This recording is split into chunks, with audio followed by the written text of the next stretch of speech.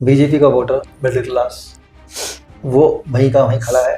BJP को तकरीबन उतने ही वोट मिले हैं, 19-20 फर्क वो मैं नहीं कह सकता। कई महीने में बीजेपी ने कोई बढ़त नहीं की है वहाँ पे। ये तो कांग्रेस और आम आदमी पार्टी की अपनी गुत्थम गुत्था है जिसका फल बीजेपी को मिला है। मैं तो शुरू से बोलता आ रहा हूँ, देश में जो माहौल चल रहा है, जो मैं आज तक अनुभव कर रहा हूँ, पार्टियाँ खत्म हो रही हैं, क्षेत्रीय पार्टियाँ खत्म हो रही हैं, अब राष्ट्रीय पार्टियों का निर्माण किया जा रहा है। राष्ट्रीय पार्टी सिर्फ दो ही रह जाएंगी, बीजेपी और कांग्रेस।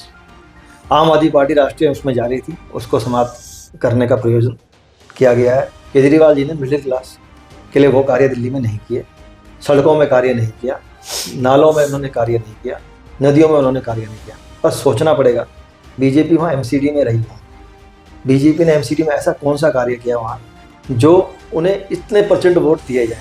केजरीवाल जी ने गरीबों के लिए कार्य किया है, इसमें कोई शक नहीं है, चाहे कोई मुझे ट्रोल करे बाद में, पर हाँ, केजरीवाल जी ने कार्य किया है। बीजेपी का व्यवहार सिर्फ व्यापारी वर्ग पे ज़्यादा प्रभावित है, मिडिल क्लास के लिए उतना कार्य बीजेपी नहीं करती है। बहुत बड़ी गलतफहमी है देशवासियों को। कांग्रेस और बीजेपी देश में अब दो ही पार्टियां हैं जिनका वर्चस्व रहेगा। जो इन दोनों पार्टियों की सोच समझ थी वो उन्होंने कर दिया है। आम जनमानस को ये समझ नहीं आ रहा है। राष्ट्रीय पार्टियां अब ये दो ही रहेंगी जो इनकी सोच विचार था।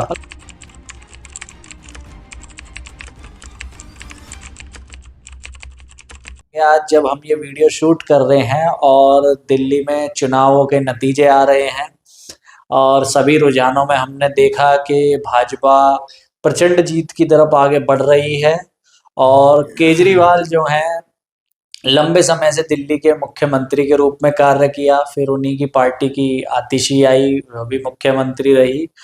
क्या कारण रहे कि उन्हें वापसी बैक में आना पड़ा? और जो बीजेपी लंबे समय से वनवास पे थी दिल्ली में और उसे एकदम से राजपाट मिल जाए, इस मुद्दे पर एक छोटी सी टिप्पणी करें, इसी के साथ फिर हम समापन करते हैं। बताइए। देखो, जहाँ तक मैं आम जनमानस को देख रहा हूँ और जहाँ तक मैं चुनाव का विश्लेषण देख रहा हूँ, बीजेपी का वोटर मिडिल क्लास वो वहीं का वहीं खड़ा है।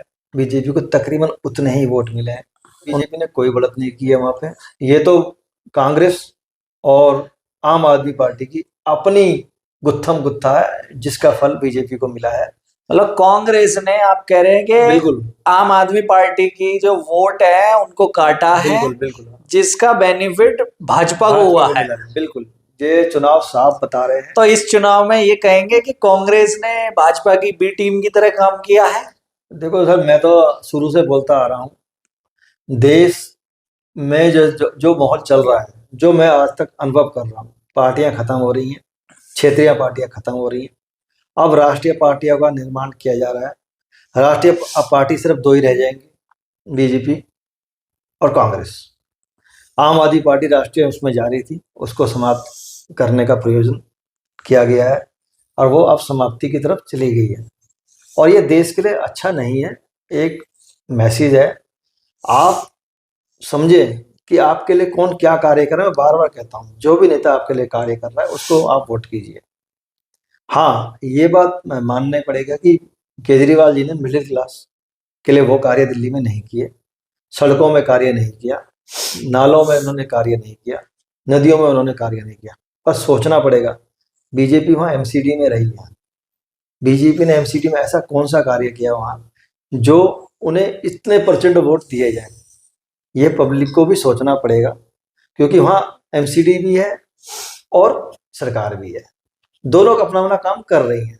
दोनों रूपों में समांतर लोगों को देखना होगा, जागना होगा।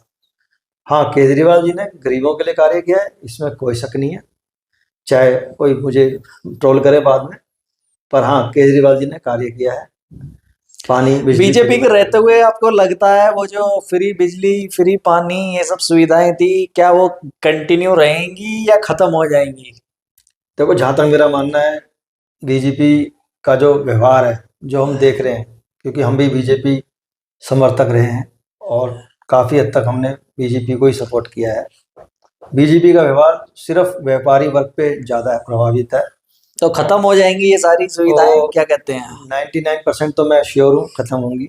जबकि चुनाव में उन्होंने कहा कि जो अभी जो सर्विसेज जो सुविधाएं जो चल रही हैं वो एज इट इज जारी रहेंगी, किसी को भी खत्म नहीं किया जाएगा।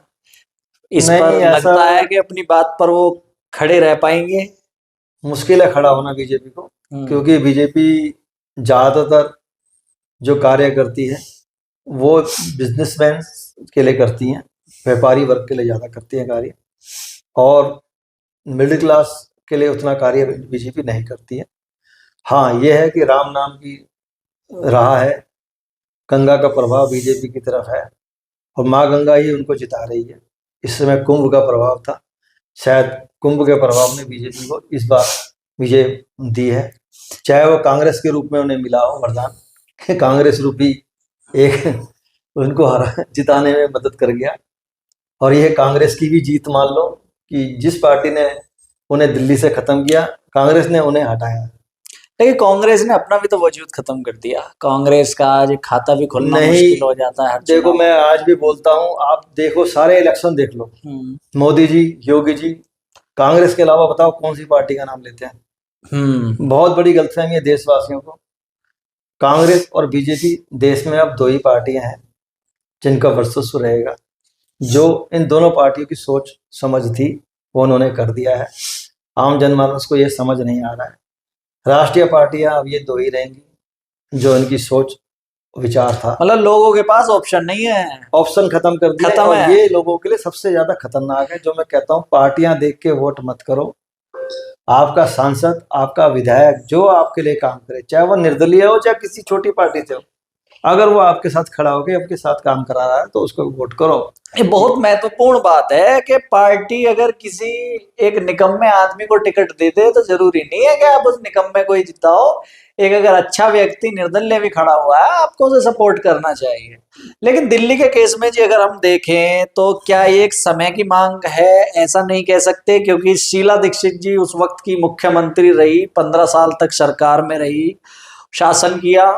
एक इंटरव्यू में उन्होंने भी कहा, उनसे पूछा गया एक इंटरव्यू में कि क्या कारण रहा, मेट्रो दी, सुविधाएं दी, मेट्रो जैसी बड़ी चीज शीला दीक्षित जी के समय की आई हुई दिल्ली में है, और उसके बावजूद आम आदमी पार्टी आई। तो उनका भी एक यही स्टेटमेंट था कि 15 साल से कंटिन्यू जारी रहे। लोगों का एक मेंटलिटी, एक सोच बन जाती है कि अब बदलाव होना चाहिए। तो क्या यही कारण रहा कि 12-13 साल आम आदमी पार्टी ने वो राज कर लिया जी, शासन कर लिया, अब फिर से लोगों को लगा यार चलो अब कुछ और बदलाव की तरफ जाते हैं? ये एक नेचुरल बहती हुई गंगा नहीं है, या फिर आप उसी बात पर अभी रहेंगे कि वो ए और बी टीम वाला क्या क्या कहेंगे? नहीं, देखो जहाँ तक मैं समझ जाऊँ, अभी तक मैं देश की राजनीति समझ रहा हूँ, सिर्फ कांग्रेस और बीजेपी ही देश में पार्टी है और इनका वर्चस्व है। इसलिए ये दोनों, आप देखो कोई भी इलेक्शन देख लो, मोदी जी हमेशा कांग्रेस को कोसते हैं, चाहे वो कहीं भी इलेक्शन लड़ने जाए। आप चेक कर लीजिए पूरा रिकॉर्डिंग मोदी जी की, कांग्रेस के अलावा उन्होंने किसी के लिए तंज कसा हो। और राहुल गांधी ने तंज किस पे कसा है सबको पता है, ज्यादातर बीजेपी पे कसा है। नहीं, एटीट्यूड मेंटेन कर रहे हैं ना वो। या तो बिल्कुल। हो सकता है कि वो किसी छोटी क्षेत्रीय पार्टी को समझ नहीं रहे कि हमारे बराबर है, हम इसका नाम भी लें। नहीं, वो खत्म कर रहे हैं, क्षेत्रीय पार्टियां खत्म हो रही हैं, क्षेत्रीय पार्टियों को समझ नहीं आ रहा, वो खत्म हो चुकी हैं। और थोड़ा बहुत केजरीवाल जी ने उम्मीद जताई थी कि एक नई धारा पे वो जाएंगे। नहीं, केजरीवाल जी को क्या उनके कर्म ले डूबे ये कहेंगे, या फिर आपको क्या लगता है कि अंतरात्मा कहती है कि यार बंदा ठीक है? देखो क्या है क्या कि कहते हैं? केजरीवाल जी जिस थीम से आए थे, अन्ना जी की बहुत अच्छी थीम से आए थे, बहुत अच्छी सोच से आए थे, हम्म। अगर उसमें कार्य करते तो मैं नहीं समझता देश में उनको इस तरह का पराजय का सामना करना पड़ता। ना तो उन्होंने अन्ना जी की सोच पर आगे कार्य किया, जैसे ही उन्होंने सत्ता पाई सबसे पहले अन्ना जी को ही ठुकराया, जो उनके लिए सही नहीं रहा। आगे भी, अभी भी मैं उनको यही सलाह दूंगा, अन्ना जी के दिए गए जो राह थी वो सब कहाँ है बताओ।